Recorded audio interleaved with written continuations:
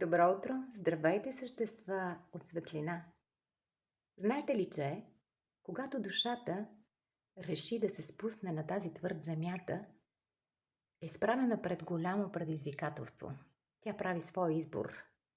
Тя се появява чрез едно чудо, чрез любовта и когато за първи път зърне слънцето, разбира защо е тук.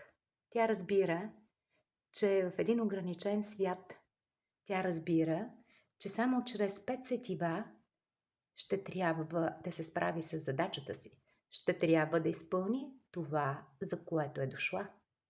Знаете ли, че понякога тя избира да се срамува, понякога се възхищава и се радва.